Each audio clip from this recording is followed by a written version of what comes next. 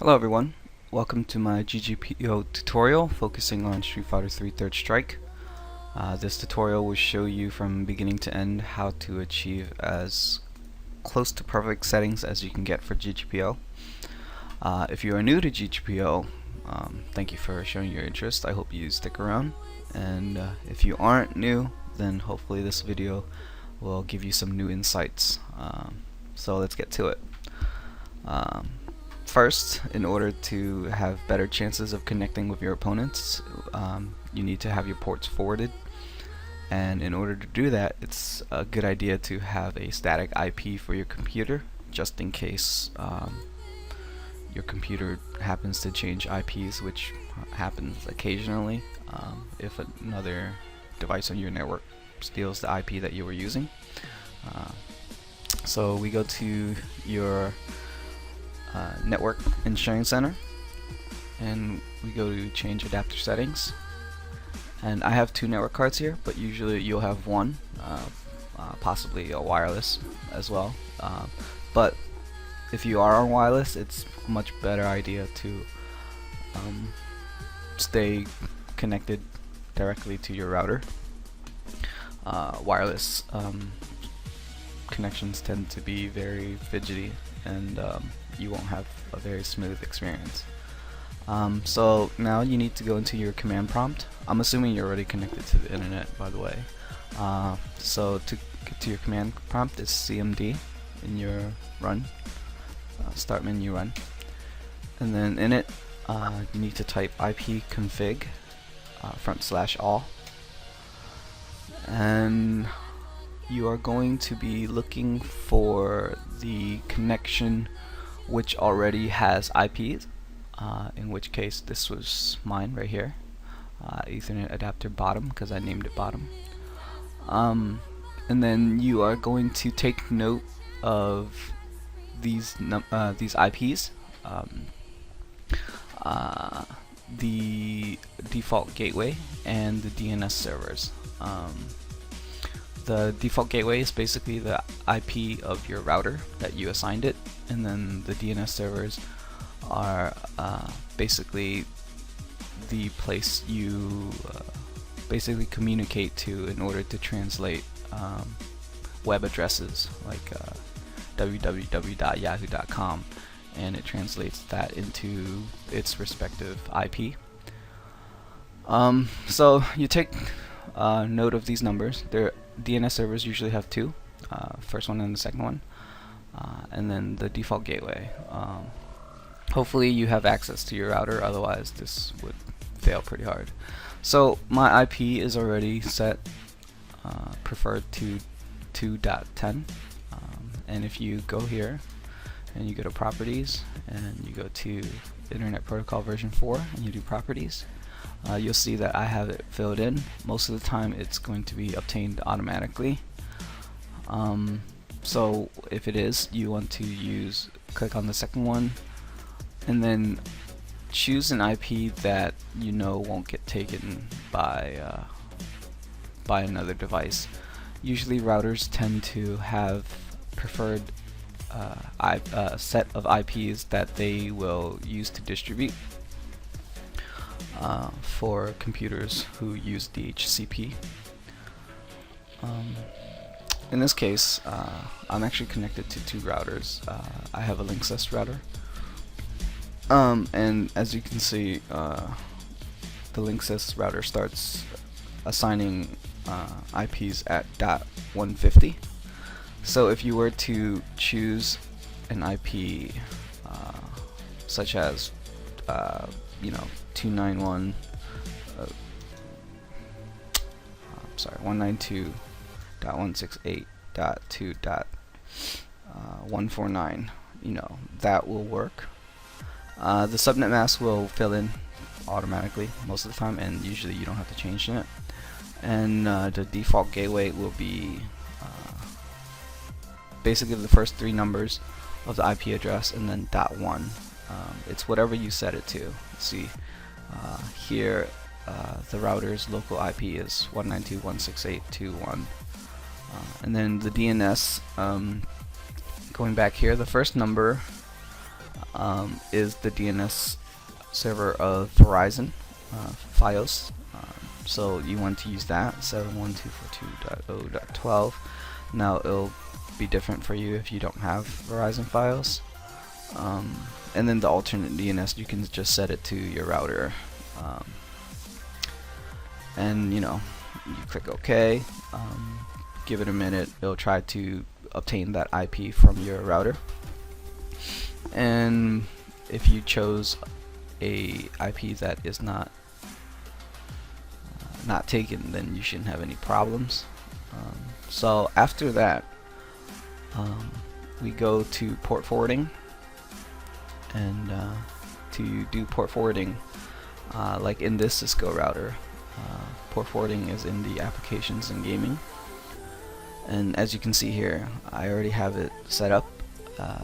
GGPO uses this range, 6000 to 6009, for the UDP protocol, and then you just make sure that the IP address is the same as what you had just given your computer. I didn't change mine to 149, so it stays as 110. And then the second range is the port 7000, so you just do 7000 for both, and that's the TCP protocol. And again, IP, make sure they're enabled, and then you save your settings, and that should be it. To test it out later, you will know that your ports are forwarded if you are able to see your own ping. If you don't see your ping, then it's not forwarded. Or alternatively, you can go to portforward.com, and I think they have a ping me somewhere.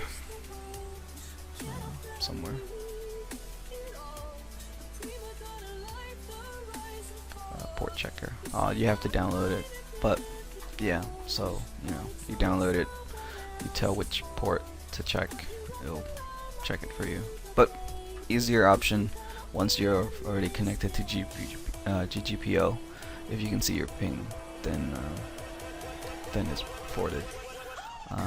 Occasionally you won't see other people's pings, usually if they're lagging, or if just the connection's really far, or if they're behind a firewall, you won't see that. Okay.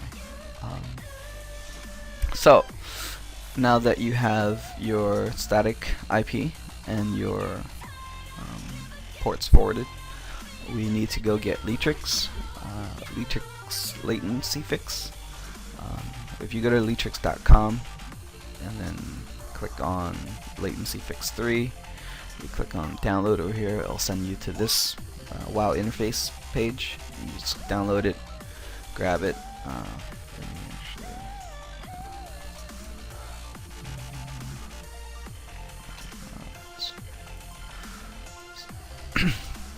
So you grab leatrix and download it. You extract it, and then you run it. Usually run as administrator. I don't have my user control access on, so that it doesn't do that whole screen dimming and then it asks you if you want to run it. So leatrix, what it does is it removes some redundancy checks, sort of, in your TCP protocol, and that allows you to send packets faster. You communicate with the internet through packets, and what this ends up doing is that it lowers your ping overall for a number of games, and it's good, even if you don't think it'll be helpful for you. It is, so do it. Anyway, you just click, and you click until it says installed on the status, and then after that you just close it out. You know, you can delete the thing if you want. But then it's a good idea to go back to your network and sharing center and then disable the your Ethernet and then re-enable it. That is how you make sure leatrix is active. Alternatively, if you want to restart your computer, you can. So after you get leatrix, if you play other games, you'll notice that your ping will be relatively lower, upwards of maybe 20, 30, even 50 ms, depending on what you ping. So after leatrix, let's go ahead and get GGPO. If you already have it, you know, you can skip this step. The address is ggpo.net/download. Tells you to download Adobe Air. You know, click on it. Oh, my pure block blocks it. But anyway, get Adobe Air, then install their GGPO client. It's in here, and it tells you to port forward, which we've already did. Then you need to get the ROMs, and to get to the ROMs, you're gonna have to go to these two pages. The first one is right here, and I'll provide the links as well. But basically, the two ROMs associated with Street Fighter 3 are these two ROMs, and you can get them from ROM World, amongst other places. So once you get them, you're going to leave them alone. Like, you don't want to extract them because they're in zips, but you leave them alone and you go to your GGPO folder, wherever you extracted it to. You create a new folder called ROMs. It's not going to be there. You have to create it. If you run GGPO of FBA first, it'll create it for you, but basically you have to create it and then put the two files in there. Okay. So you do that, and now you can the various here we go.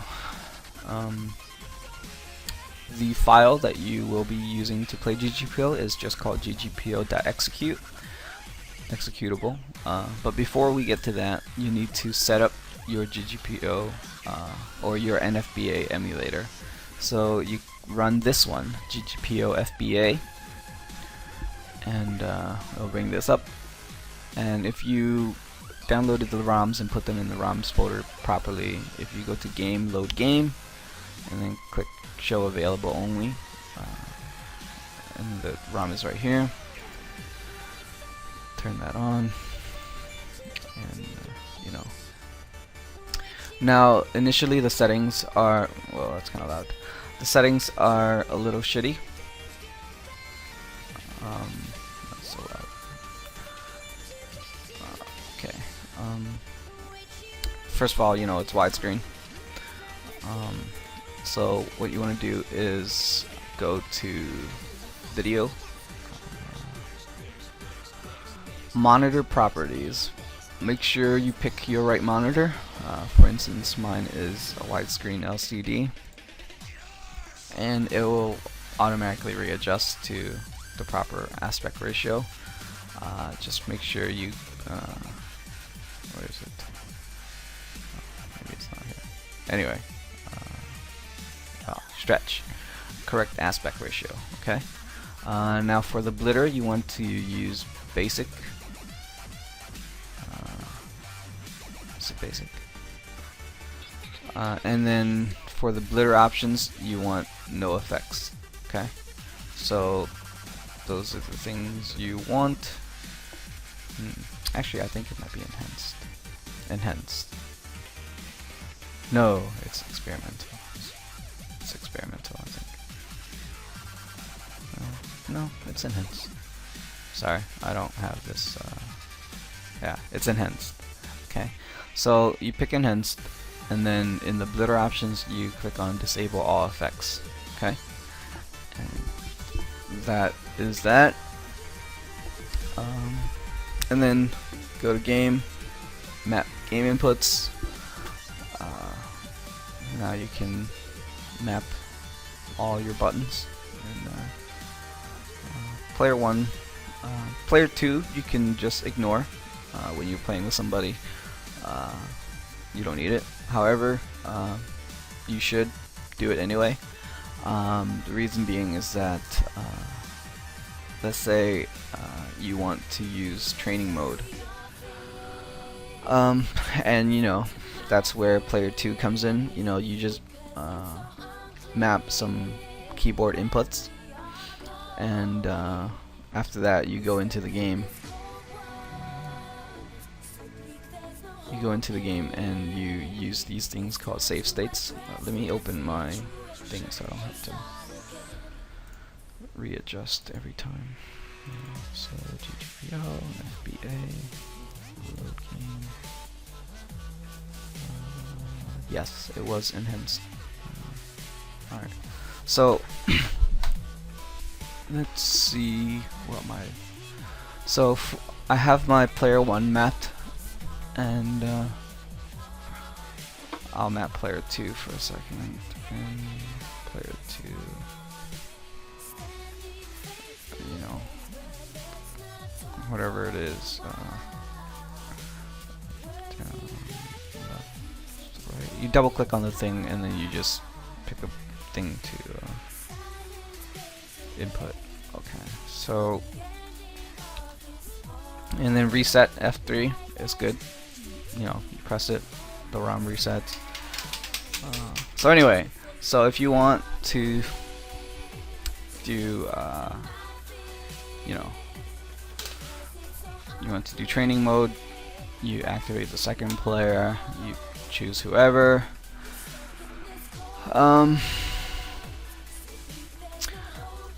Then, you know, if you want to practice your supers or whatever, just build a meter.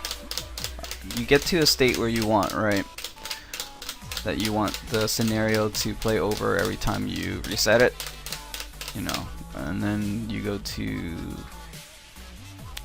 where is it? There, game, save state, Control F10, right? Wait, where is it?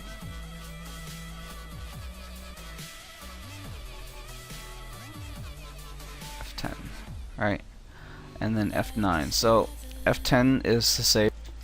Alright, so maybe F10 was not a good idea because F10 was Camtasia's stop recording button. So, but basically, if you're in game and you do F10, it'll save the state. Here, I'll do this. Here, save the state, right? And then it says state saved, and then when you go back and you do load state, it'll load up.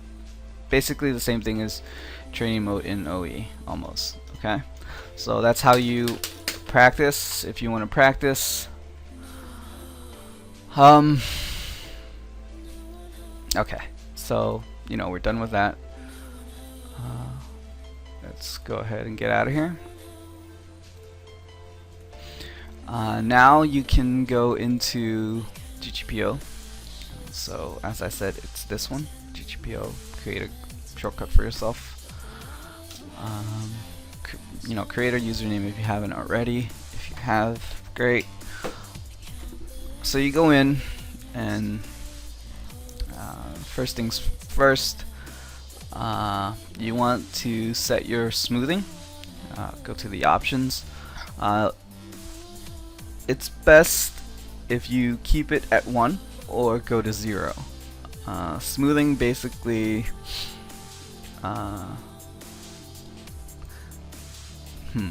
smoothing basically controls how the game feels in terms of lag, or to compensate for lag rather. The lower the smoothing number, the quicker your inputs will be, or the more timely your inputs would be.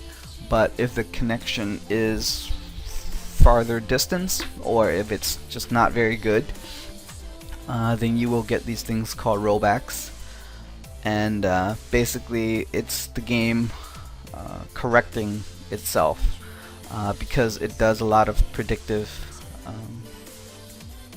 calculations, I guess. So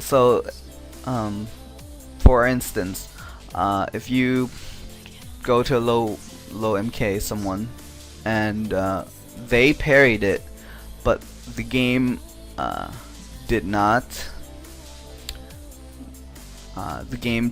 calculate their parry, and it went onwards to tell you that they got hit, but on their end they did parry it. So what happens is that gets rolled back, and then your screen flickers and you'll see that they actually did parry it.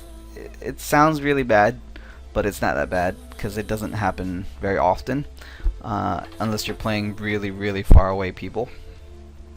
So just keep it on 1 or set it to 0. I really prefer 0, but I have come to accept 1, just because it's universally much more adaptive towards all of my opponents. But if your opponent is like maybe 50-60 MS or less, then you should play on 0, and they should play on 0. And if not, you should keep it at 1. And depending on your internet connection, the games will vary. So just because someone has a high ping, it does not necessarily mean that it's bad and you shouldn't play it, because there are various factors or variables that go into whether or not the connection will be good. First off is the ping. You know, the smaller the ping, like N434 here is at 40 ms, the better it is for you. Okay, Invoker here is at 37, yada yada. But it also depends on your computer and their computer. You know, and then it depends on your internet connection and their internet connection. The stability of the connection is pretty important because that determines whether or not the game itself will spike occasionally. When you see someone's ping, if you click on their name, it will refresh the ping for you, or try to. And if you see that their ping changes a whole lot, like Kaiser here, he's 139, 140 almost all the time. It was at 160 earlier. But basically, the less variance that ping goes through, the more stable the connection will be. And usually, you know, this is a good indication of when people are downloading or you're downloading, is when, you know, the pings differ drastically than normal. And that's how you know they will lag and stuff. So let's see, what should I talk about? Okay, occasionally the GGPO server will be really shitty, and it will be very difficult to create a game. And so the reason is, we feel the reason is because a lot of the King of Fighter players are hogging the servers, and it just, yeah, too much King of Fighters. I'm not particularly sure exactly why that is, but occasionally you'll challenge someone, or you know, you guys will create a game and the screen will come up, but you guys never really connect. Okay, it'll just stay black and nothing happens. And when that happens, you have to pretty much oh, this is black, by the way, because the first match you spectate will not be visually accurate. You only see the sprites and anything new that comes up like these. So when that happens, you have to do something called a cross challenge. And basically what that is here, let me explain it. Let me show you. And cross challenge basically means you both challenge each other and you both accept. Normally one person challenges, the other accepts, and that's it. Cross challenge. In this case, I will challenge New Boy. Already up.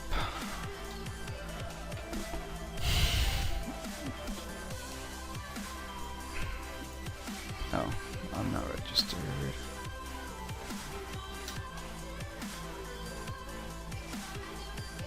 Okay, so you have to be both available.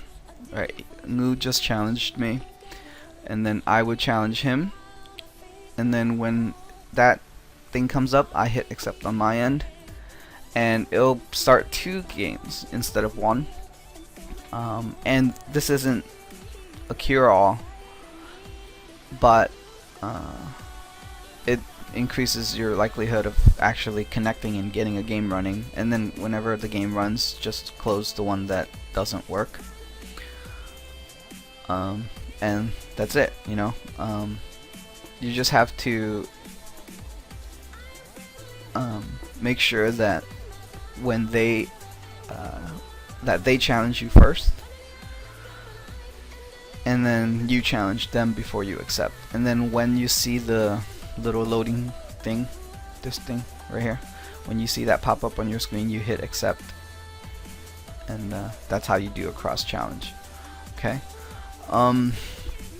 Now another quirky thing about GGPO is that in round transitions, depending on the connection, let's say typically a far connection to me is considered 100 to 175 milliseconds. The reason I picked 75 is because my apartment has a 20 ms higher than what I'm usually used to, so 175 is more like 150. But anyway, depending on how far they are, in transitions, you know, when somebody wins one round and you go to the round 2, in that time it is best if you do not press any buttons. Like you know, we tend to always, you know, mash buttons while there's downtime, and the problem with that is it contributes to this problem called black bars, and that's when basically a portion or even the entire screen, if it's really bad, well, what just happened? Lag spike. Okay. Will turn black, and you know, you'll see these streaks of black across the screen, which, you know, obviously that's bad, and so you don't want that to happen. So you know, you should not press any buttons, your opponents should not press any buttons, and that'll keep that from happening. And then another thing is the GGPO. It's wonderful because there's a lobby, there's a chat, you can matchmake, and people can spectate like I am doing now. Occasionally, if you really want to play your opponent and have as lowest possibility of lag as possible, you want to prevent your other players from spectating, because occasionally when someone comes in to spectate, it won't lag the game. Other times it will lag the game. You know, they'll come in, it'll be a little spike, like 2-3 seconds, whatever it is, and you know, that creates interference. So to prevent that from happening, you let your opponent know. In this case here, if I were to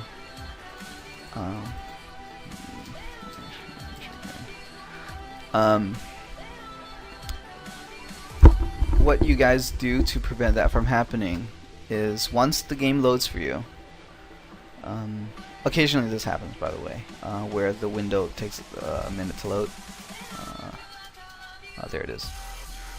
So once the game loads, you immediately exit the GGPO lobby, and that removes your presence from the lobby, and then you reconnect, and you are now back to available. Ngoo is right here, and he's playing versus null, meaning the person had left, and if he leaves his lobby as well, then nobody can spec because the game would no longer exist, right?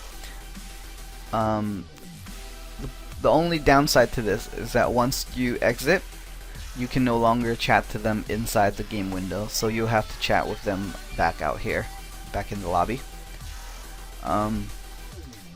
And that's, if you are really a stickler and you don't want people to spec, you can do that.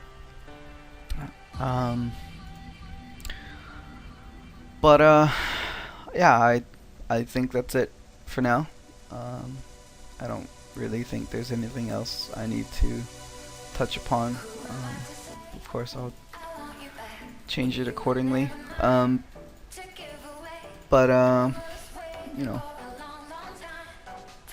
Yeah, that's it. So hopefully you have a wonderful experience playing Third Strike on GGPO, and yeah, okay. Thanks for watching.